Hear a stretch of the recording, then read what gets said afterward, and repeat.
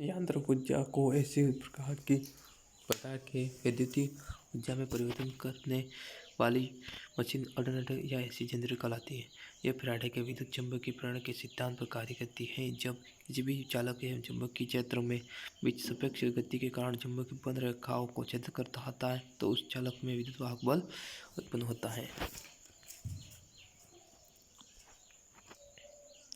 इसकी संरचना लगभग स्थित पाकदार जनरेटर के समान होती है, लेकिन इसमें प्रत्यावर्ती धारा के प्राप्त करने के लिए इसकी अल्टरनेटर भाग या बॉडी मशीन के भाग को बॉडी या फ्रेम या चोक कहते हैं। यह कास्ट आयरन या कास्ट स्टील से बनाई जाती है। इसका कार्य मशीन के सभी भागों को सुरक्षित रखने के लिए साथ साथ चुंबकीय बल रेखाएं के लिए पद प्रदान करता है।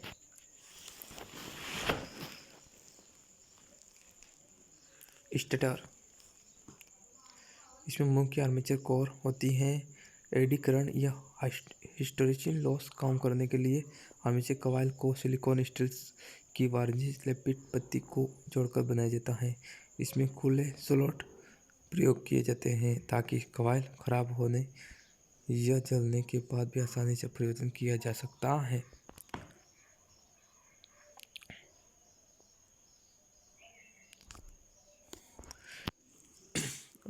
रोटर, यह बेलना अल्टरनेटर का चुंबकीय क्षेत्र स्थानिक करने वाला भाग है। इस पर फील्ड वाइंडिंग की जाती है जिससे डीसी जनरेटर सोल्डर या कंपाउंड के डीसी सप्लाई से उत्तेजित किया जाता है। सामान्य अल्टरनेटर का सही भाग घूमने वाला होता है जो मुख्य दो प्रकार का होता है: उभरे हुए ध्रुव प्रारूपी रोटर, सैलिएंट पोल रोटर। यह रोटर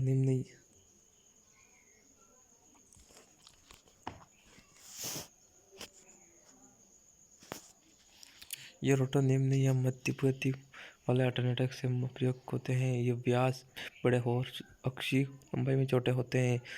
6 से 40 तक पोल होते हैं। इसमें ध्रुव पिच का 2 से 3 भाग ढका होता है। इसमें ध्रुव पट्टियों होते हैं जिससे और धारा हानि कम होती है। इसका प्रयोग डीजल प्राइम मूवर अल्टरनेटर में किया जाता है। ये गति करते समय अधिक शोर पैदा करते हैं। यह 125 से 1000 आरपीएस तक प्रयोग होता है। बेलनाकार पोल रोटर,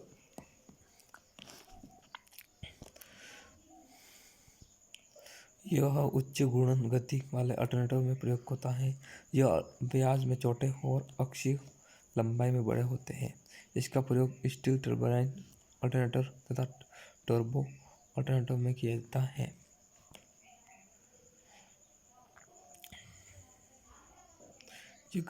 यह गति करते समय सैलिएंट पोल रोटर की अपेक्षा कम शोर पैदा करते हैं।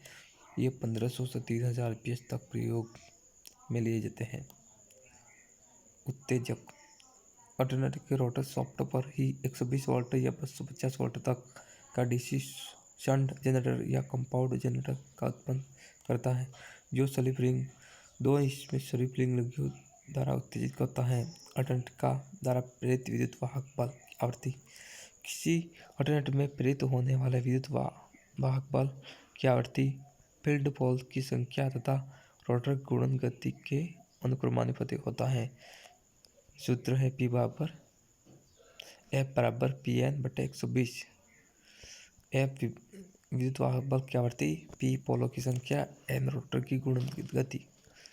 अल्टरनेटर का वर्गीकरण घूमने वाला भाग के आधार पर। रोटेटिंग आर्मेचर अल्टरनेटर, इसमें फील्ड वाइंडिंग स्थित रहती है तथा आर्मेचर घूमता है। आर्मेचर वाइंडिंग में पैदा विद्युत वाहक बल स्लिप रिंग की सहायता से बाह्य परिपथ को दिया जाता है। इसका उपयोग कम शक्ति वाले अल्टरनेटर में किया जाता है। रोटेटिंग फील्ड अल्टरनेटर, इसमें चुंबकीय क्षेत्र स्थित आर्मेचर के मध्य घूमता है। रोटर वाइंडिंग के द्वारा चुंबकीय क्षेत्र स्थापित करने के लिए केवल 2 स्लिप रिंग के द्वारा डीसी की आवश्यकता होती है। रोटेटिंग फील्ड प्रयोग करने के लाभ, इसके लिए केवल 2 स्लिप रिंग की आवश्यकता होती है। स्टेटर में अधिक चालकता स्थापित किए जा सकते हैं। आर्मेचर वाइंडिंग टूटने का खतरा नहीं होता है। आर्मेचर पर स्लाइडिंग युक्ति नहीं होने के कारण इस पर स्पार्किंग नहीं होती है और मशीन की दक्षता बढ़ जाती है। रोटर हल्का होने के कारण उसको अधिक गति से घुमा सकते हैं। फेज की संख्या के आधार पर सिंगल फेज अल्टरनेटर। ये अल्टरनेटर आकार में छोटे होते हैं। इसमें एक तार फेज के रूप में होता है, एक तार न्यूट्रल के रूप में। ये अल्टरनेटर 750 वोल्ट तक कार्य करता है।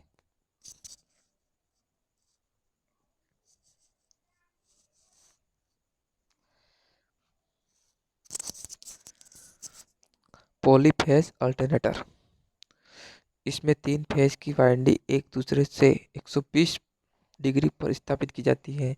तीनों वाइंडिंग के एक सिरे को जोड़कर स्टार या डेल्टा मार्ग फार्म बना सकते हैं। ये उच्च वोल्टता वाली धारा जनित्र करता है। इसमें धारा अधिक शक्ति जनित किया जा सकता है। पिच गुणक या कुंडली विस्तार गुणक। ये किसी भी आर्मेचर कॉइल के दोनों पार्श्वों में उत्पन्न विद्युत वाहक बल को वेक्टर योग तो उसके गणितीय योग का अनुपात होता है।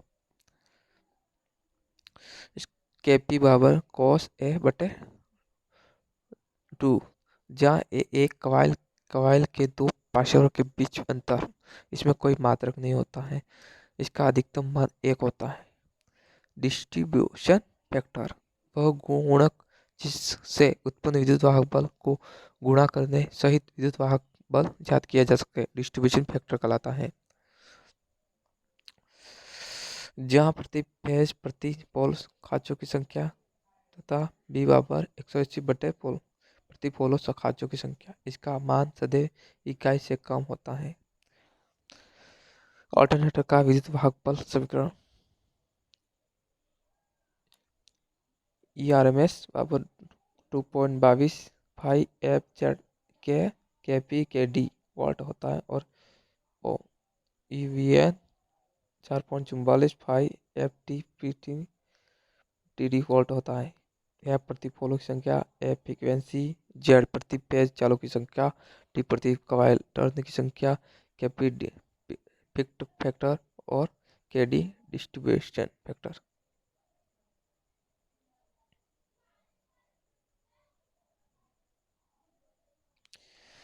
किसी अल्टरनेट की ईएमएस बढ़ाने के लिए फील्ड को रेगुलेटर करके प्लस बढ़ाते हैं। वोल्टता नियम, किसी अल्टरनेटिव के लिए उसकी घूर्णन गति तथा विद्युत धारा के परिमाण के नियम रखने हेतु उसकी वोल्टता में पूर्ण लोड अवस्था से शून्य लोड तक होने वाला परिवर्तन वोल्टता नियत कहलाता है। वोल्ट का नियत प्रतिशत VNL माइनस VFL बटे VFL इंटू 100, जहाँ VN शून्य लोड पर होता है और VFL होता है पूर्ण लोड पर वोल्टता होती है। अल्टरनेटर की तुल्यकालिकरण, किसी चालू अल्टरनेटर के साथ कोई दूसरा चालू अल्टरनेटर समांतर में जोड़ने की क्रिया तुल्यकालिक कहलाती है। इसे प्रावधान के निम्नलिखित लाभ हैं। लोड के अनुसार अल्टरनेटर को पैरेलल में चलाया जा सकता है। अल्टरनेटर की मरम्मत रख रखाव समय रूप से किया जा सकता है। दोष होने पर दोषी अल्टरनेटर को हटा दिया कर नया जोड़ दिया जाता है। सिंक्रोनाइजर अल्टरनेटर पर बाद में आने वाला लोड सभी ही बढ़ जाएगा। अल्टरनेटर को सिंक्रोनाइज करने के लिए निम्नलिखित शर्तें पूरी होनी चाहिए। सिंक्रोनाइज करने वाले अल्टरनेटर की सप्लाई फ्रीक्वेंसी बराबर होनी चाहिए और वोल्टेज बराबर होने चाहिए, फेज क्रम बराबर होना चाहिए। तुल्यकालिक डाक विधि, इसमें अगर तीनों लैंप बुझ गए हो तो समझिए कि वो अल्टरनेटर तुल्यकालिक हो, इसलिए मशीन में टीपी स्विच या ट्रिपल पोल स्विच ऑन कर दे।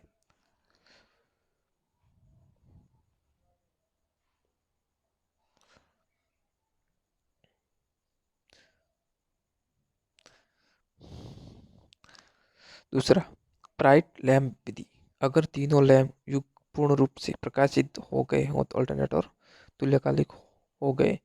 नोट, दो अल्टरनेटर को तुल्यकालिकरण होने के बाद एक अल्टरनेटर से दूसरे अल्टरनेटर पर लोड शिफ्ट करने के लिए इन कमिंग मशीन के प्राइम मूवर की फ्यूज सप्लाई बढ़ाई जाती है। जो अल्टरनेटर का लोड हटा दिया जाए तो टर्मिनल वोल्टेज बढ़ जाता है।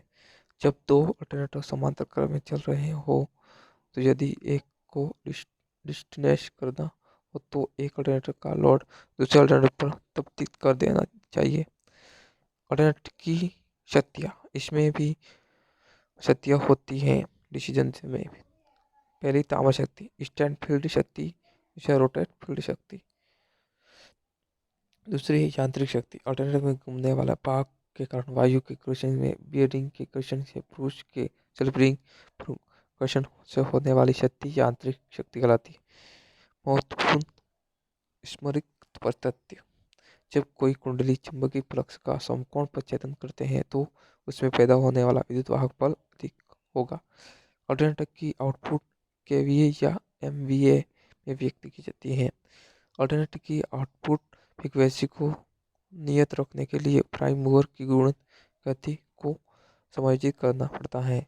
हटिंग या फेज स्विच दोष के निवारण के लिए रोटर के डैम्पर वाइंडिंग उपयोग होती है। बड़े बड़े अल्टरनेटर के शीतलन में वायु हानियाँ हायर कंडक्शन का प्रयोग होता है। घूर्णन, अल्टरनेटर आर्मेचर में सेल्फ रिंग एसी धारा प्राप्त की जाती है। 3 फेज अल्टरनेटर का पूरा भारतवर्ष में सही फेज RYB है। 3 फेज अल्टरनेटर का फेज क्रमश सही नहीं होने पर फेज आपस में शॉर्ट सर्किट हो जाएंगे। अल्टरनेटर का पावर फैक्टर आउटपुट में सुयोजित लोड पर निर्भर करता है। जब अल्टरनेटर आगे बढ़ते हुए पावर फैक्टर पर कार्यरत होता है तो उसके अत्यधिक उत्तेजन कहा जाता है। नोट, आर्मेचर हानि प्लस सीरीज फील्ड हानि प्रत्यावर्ती के अस्तित्व हानि का पता चलता है।